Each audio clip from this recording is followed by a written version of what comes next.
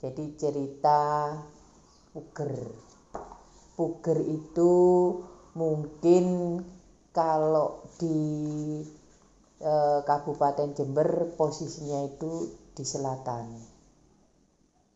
Dan kebetulan posisi puger ini identik dengan lautnya atau kelautannya. Puger itu sendiri mungkin untuk daerah Jember itu termasuk kampung yang dihuni atau peradaban masyarakat itu paling tua di Jember ini. Karena pinggir pesisir pantai itu yang pertama ditempati oleh orang-orang baik itu pendatang maupun orang asli dari Puger itu sendiri. Tapi kebanyakan yang banyak itu adalah pendatang semua. Termasuk di Puger itu ada 2 suku. Yang pertama itu suku Jawa itu sendiri. Yang kedua itu ada suku pendatang namanya itu suku Mandar. Dari asal mulanya juga dari Sulawesi sana, dari Mandar. Jadi karena adanya pendatang itu maka sebagian atau separuh daripada masyarakat Puger itu nenek moyangnya juga orang Mandar. Jadi yang khususnya di kampung di Puger itu juga ada nama yang namanya Kampung Mandaran. Jadi yang dinamakan Kampung Mandaran itu tempat bermukimnya anak cucu turun-temurun daripada orang Mandar yang notabene dulu pendatang dari Sulawesi sana, karena di sana adalah terkenalnya pelaut dari suku Bugis Mandar itu, dan kebetulan Puger itu posisinya adalah pesisiran. Jadi laut yang ada pesisirnya yang bisa disinggahi dan bisa dibikin tempat tinggal. Maka sekarang itu ada kampung yang namanya Mandaran. Ya asal mulanya dari nenek moyangnya memang dari Mandar. Walaupun anehnya di sini mereka orang-orang Mandar itu tidak tahu dari bahasanya, kampungnya di mana, itu tidak banyak yang tahu. Di Sulawesi sebelah mana itu tidak tahu. Walaupun dia itu orang Mandar. Mungkin ada sih, tidak semuanya yang pernah merantau ke Sulawesi sana, itu mungkin sedikit banyak tahu walaupun itu tidak banyak. Kalau dipikir secara logika, kampung Puger ini itu termasuk tua. Karena apa? Masyarakat dulu itu tidak seperti sekarang, Jember sekarang kota. Dulu di Jember ya sepi, masih hutan belantara. Jadi kalau seperti Puger, karena di situ pesisiran, jadi disitulah banyak ngumpul masyarakat dari mana-mana dan kemudian menjadi kampung dan ya menjadi sebuah kumpulan orang-orang pendatang-pendatang selain dari suku Bugis termasuk Madura. Jadi seperti yang kita ngerti bahwa pinggir pesisir itulah yang pertama-tama itu bisa ditempati atau bisa dijadikan pemukiman, karena kalau di sekarang kota itu dulu masih hutan. Jadi kalau dibilang kampung atau pemukiman yang paling tua atau pertama itu pasti daerah pesisiran. Nah setelah itu baru menyebar yang dulunya menjadi hutan, ya sekarang ya seperti kita lihat jadi pemukiman bahkan jadi kota besar. Mungkin dari cerita-cerita masyarakat yang ada di Puger tentunya juga banyak versi, banyak sumber.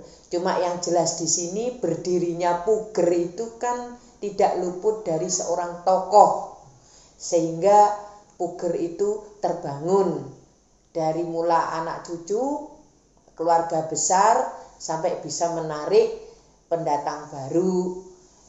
Bagaimana itu? Iya, karena nanti orang puger itu bisa dijodohkan atau ada macam pernikahan silang dengan lain daerah, kemudian bisa membawa menjadi warga puger. Lama-lama seperti itu, puger ya seperti sekarang ini. Tapi puger itu sendiri tidak jauh dari tokoh yang namanya tadi itu Daeng Bilak, itu khusus untuk pendatang yang dengan suku Mandarnya tadi. Yang kedua, tokoh sepuh yang ada di puger itu tidak bisa dilupakan. Salah satu tokoh yang menjadi legenda sekarang ini sampai saat ini dan mungkin anak cucunya itu masih ada, yaitu orang tua, dia itu namanya Buyut Jirin. Jadi seperti bisa dibikin ikon kalau puger itu tidak bisa pisah dengan cerita Buyut Jirin sama Daeng Bilak. Itu khusus di desa Puger, karena Puger itu jadi kecamatan, akhirnya ada kecamatan Puger yang di Puger itu sendiri membawai mungkin beberapa desa, termasuk Kasian, termasuk Bagon, Grenden, Mojosari, Mojomulyo, Puger Kulon, Puger Wetan, banyaklah. Mungkin lebih daripada 10 desa dalam satu kecamatan Puger. Tapi dari desa Puger sendiri itu juga terbagi dua, dari Puger Wetan sama Puger Kulon. Kalau ditanyakan di mana anak keturunan daripada Daeng Bilak, seluruh orang Mandar akan menyebut bahwa dia adalah keturunannya, karena mereka adalah memang keturunan Mandar. Yang cikal bakalnya itu dari Daeng Bilak. Tapi ada salah satu tokoh masyarakat yang memang didapuk oleh masyarakat itu sendiri dari Puger itu. Di sana itu dekat juga posisi makam beliau, dan itu adalah cucu-cucu anak cucu cicit beliau yang ada di Puger itu. Sekarang dia sudah meninggal. Penerusnya sekarang ini belum kita tahu, tapi ada di sana itu tokoh masyarakat, dia juga tokoh agama yang sudah istilahnya dipercaya. Beliau punya nama Ustadz Rohman. Ya, beliau ada musola yang dijadikan langgar untuk mendidik, ngaji anak cucu, cicit-cicit dari orang Mandar itu sendiri. Karena beliau sudah wafat, ya ini putra-putranya banyak, tapi semenjak beliau wafat posisinya digantikan oleh menantu namanya Ustadz Har, mungkin Hartono namanya. Nah, setelah Ustadz Hartono ini juga wafat, saat ini masih belum diketahui putra beliau itu yang mana, yang mangku. Karena posisi makam Nenek Daeng atau Datuk Daeng Bilak itu posisi di lokasi rumah beliau juga. Jadi segala sesuatu, rutinitas, aktivitas tetap di sana itu masih memakai adat yang dari Mandar, yang notabene adalah Bugis Mandar.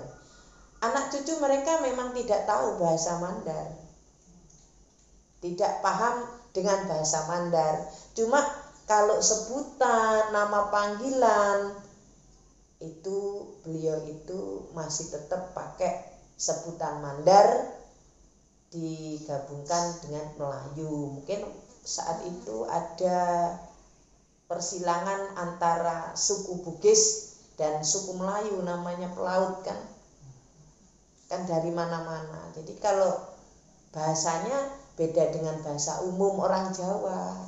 Di sana itu kalau orang Jawa itu kalau tua dibikin mbah, kalau di sana nenek. Jadi itu bawaan daripada orang suku Mandar yang ada di sana. Panggil om itu bukan paman tapi cik.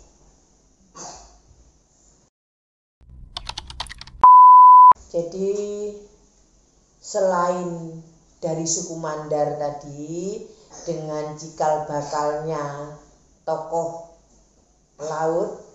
Dikenal juga di Puger itu yang sangat melegenda sampai saat ini, yaitu Buyut Jirin.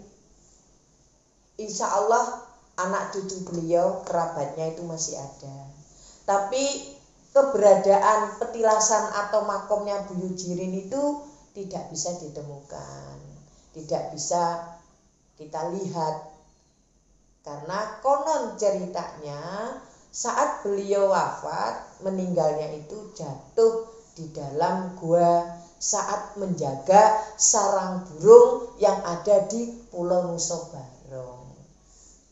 Jadi di sini beliau memang orang yang punya kelebihan. Kalau memanjat dinding, tebing, itu persis seperti cicak. Dan dialah yang mangku adat yang ada di Puger, khususnya di Puger Wetan. Jadi acara apapun, ritual apapun tidak pernah meninggalkan urusan dengan nama beliau Buyut Jirin.